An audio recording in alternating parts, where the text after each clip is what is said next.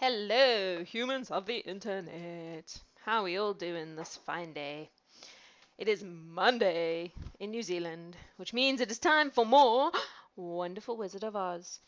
Um, I was at the zoo this morning. It was very quiet because it was pouring with rain, and then the rain went away, and then all the people came. And that was pretty much my morning. I hid in my office away from the people.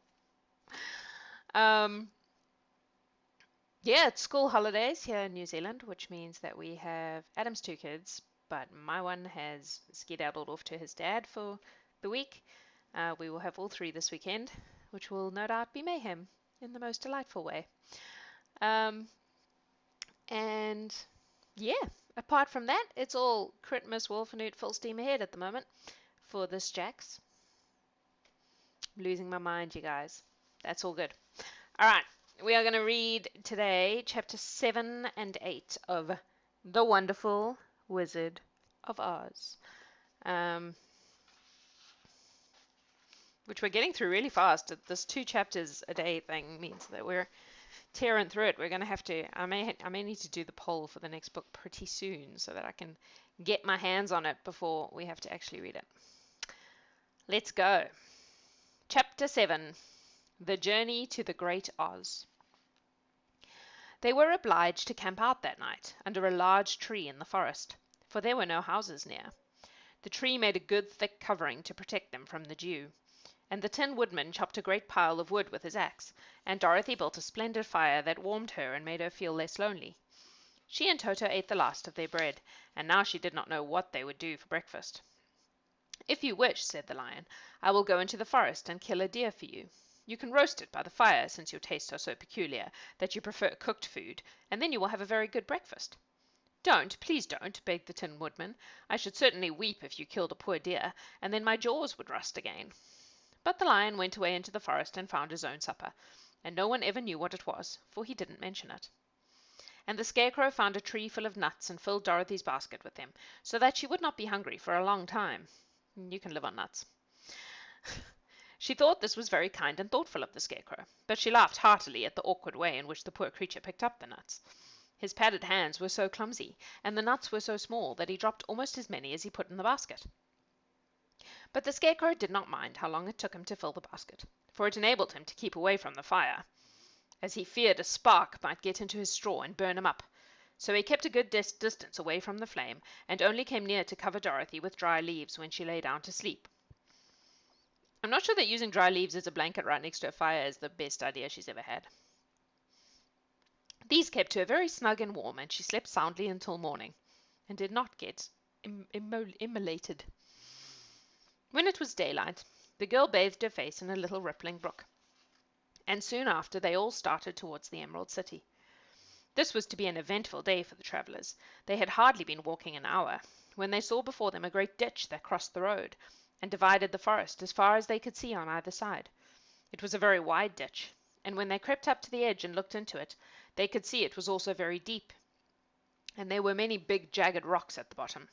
The sides were so steep that none of them could climb down, and for a moment it seemed that their journey must end. "What shall we do?" asked Dorothy despairingly. "I haven't the faintest idea," said the Tin Woodman, and the Lion shook his shaggy mane and looked thoughtful. But the Scarecrow said, "We cannot fly, that is certain, neither can we climb down into this great ditch. Therefore, if we cannot jump over it, we must stop where we are." "I think I could jump over it," said the Cowardly Lion, after measuring the distance carefully in his mind.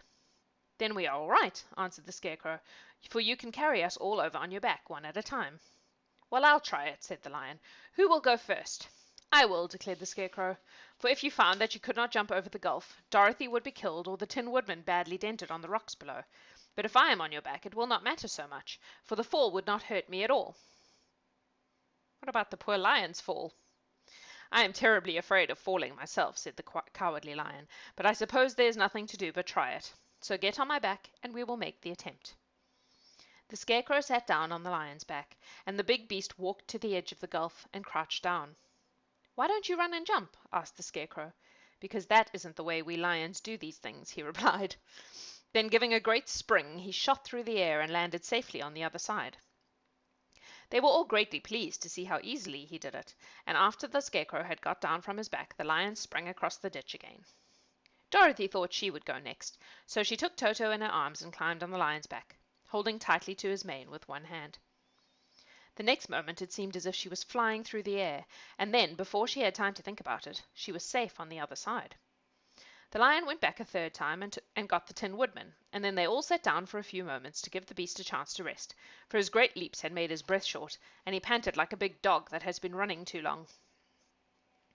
They found the forest very thick on this side, and it looked dark and gloomy. After the lion had rested, they started along the road of yellow brick, silently wondering each in his own mind if ever they would come to the end of the woods and reach the bright sunshine again. To add to their discomfort, they soon heard strange noises in the depths of the forest, and the lion whispered to them that it was in this part of the country that the Kalidahs lived. I don't know if that's how you say it. That's how I'm saying it, though. It kind of looks like hardy-dahs, which is a kind of African bird. "What are the Kalidahs?" asked the girl. "They are monstrous beasts with bodies like bears and heads like tigers," replied the lion, "and with claws as long and so long and sharp that they could tear me in two as easily as I could kill Toto. I'm terribly afraid of the Kalidahs." "I'm not surprised that you are," returned Dorothy. "They must be dreadful beasts." The lion was about to reply when suddenly they came to another gulf across the road, but this one was so broad and deep that the lion knew at once he could not leap across it. So they sat down to consider what they should do, and after serious thought the Scarecrow said, "Here is a great tree, standing close to the ditch. If the Tin Woodman can chop it down so that it will fall to the other side, we can walk across it easily." "That is a first-rate idea," said the lion. "One would almost suspect you had brains in your head instead of straw." I like the way they just hit you over the head with that particular thematic thing that they're doing. The woodman set to work at once, and so sharp was his axe that the tree was soon chopped nearly through.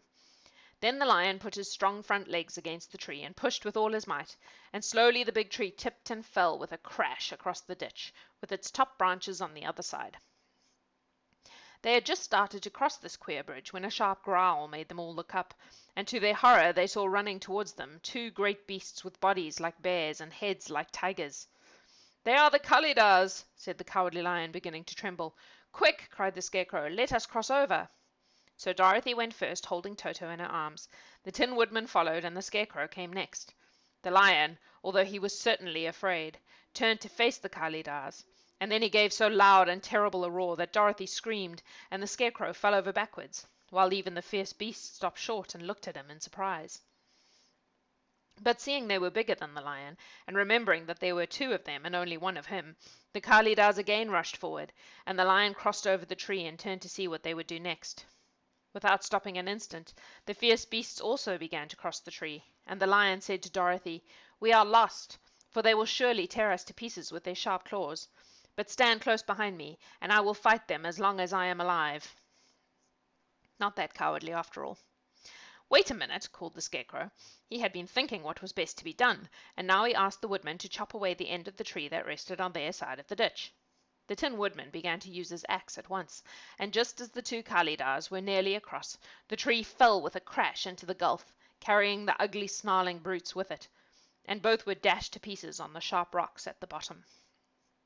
"Well," said the Cowardly Lion, drawing a long breath of relief, "I see we are going to live a little while longer, and I am glad of it, for it must be a very uncomfortable thing not to be alive. Those creatures frightened me so badly that my heart is beating yet." "Ah," said the Tin Woodman sadly, "I wish I had a heart to beat." This adventure made the travellers more anxious than ever to get out of the forest, and they walked so fast that Dorothy became tired and had to ride on the lion's back. To their great joy, the trees became thinner the further they advanced, and in the afternoon they suddenly came upon a broad river, flowing swiftly just before them. On the other side of the water they could see the road of yellow brick, running through a beautiful country with green meadows dotted with bright flowers, and all the road bordered with trees hanging full of delicious fruit. They were greatly pleased to see this delightful country before them. Here's a picture of the Kalidahs falling down into the ravine with their surprised tiger faces. "How shall we cross the river?" asked Dorothy. "That is easily done," replied the Scarecrow. "The Tin Woodman must build us a raft so we can float to the other side." So the woodman took his axe and began to chop down small trees to make a raft, and while he was busy at this, the Scarecrow found on the river bank a tree full of fine fruit. This pleased Dorothy, who had eaten nothing but nuts all day, and she made a hearty meal of the ripe fruit. But it takes time to make a raft, even when one is as industrious and untiring as the Tin Woodman, and when night came the work was not done. So they found a cozy place under the trees, where they slept well until the morning, and Dorothy dreamed of the Emerald City, and of the good Wizard Oz, who would soon send her back to her own home again. Now we're on Chapter 8, which is called The Deadly Poppy Field. There is a picture here too of the Scarecrow and the Tin Man carrying what looks like a sleepy Dorothy.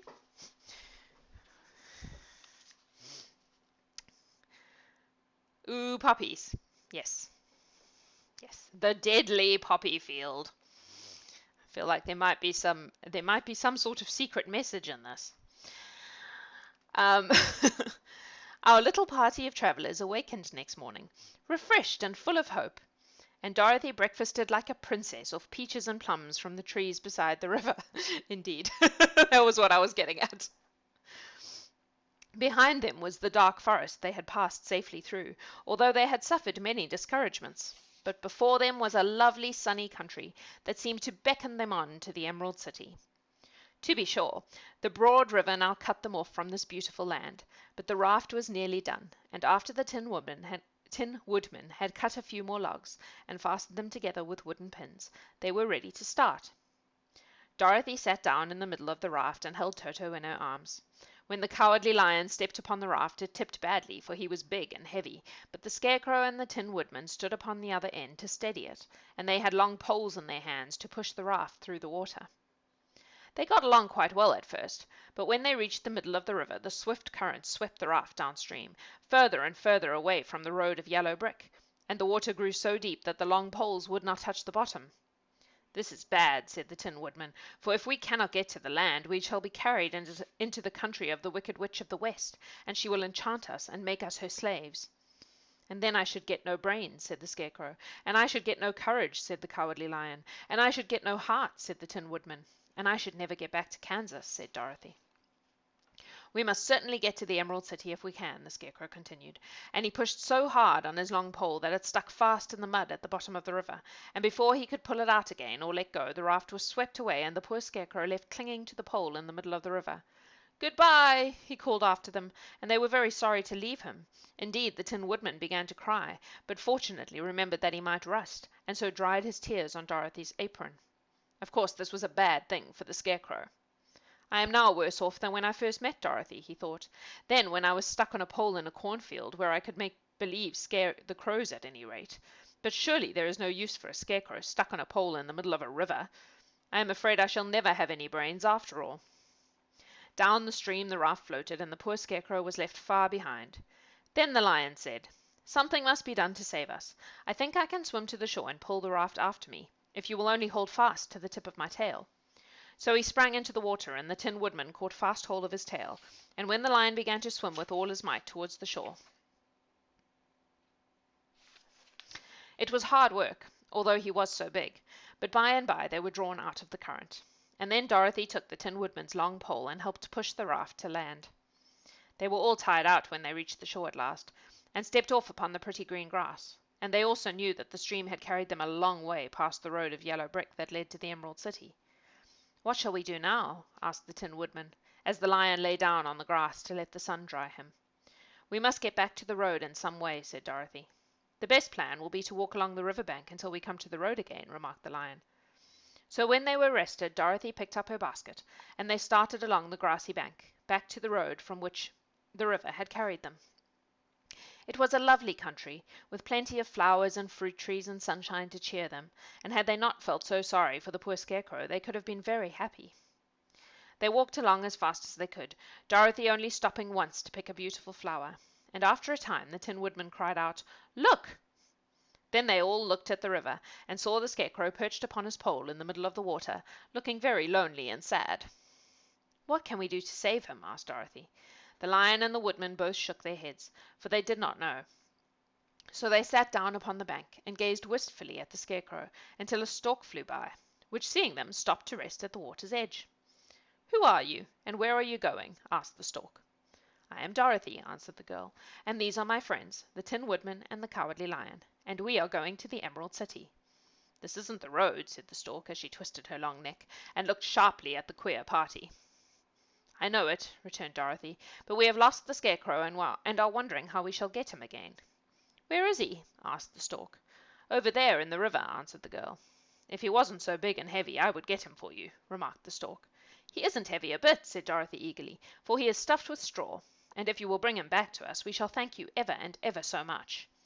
Well, I'll try, said the Stork, but if I find he is too heavy to carry, I shall have to drop him in the river again. Risks! So the big bird flew into the air and over the water till she came to where the Scarecrow was perched upon his pole. Then the Stork with her great claws grabbed the Scarecrow by the arm and carried him up into the air and back to the bank where Dorothy and the Lion and the Tin Woodman and Toto were sitting. And here is a picture of the Stork carrying the Scarecrow across the river. I keep showing you the pictures because when I read Alice in Wonderland, I got into trouble for not showing the pictures.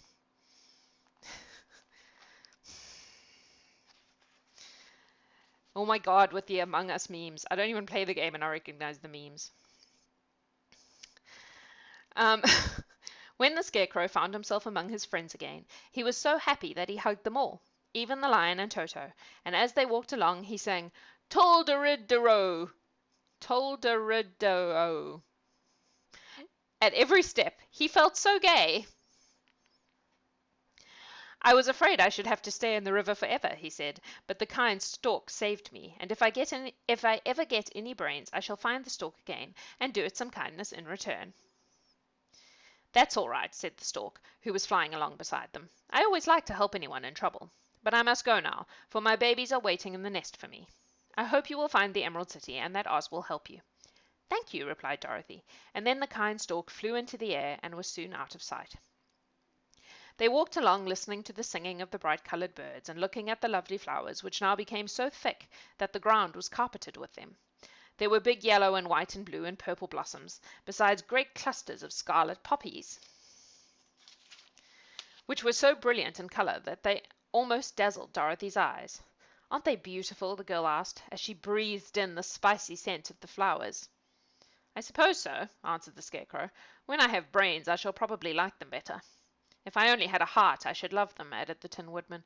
I always did like flowers, said the Lion. They seem so helpless and frail, but there are none in the forest so bright as these.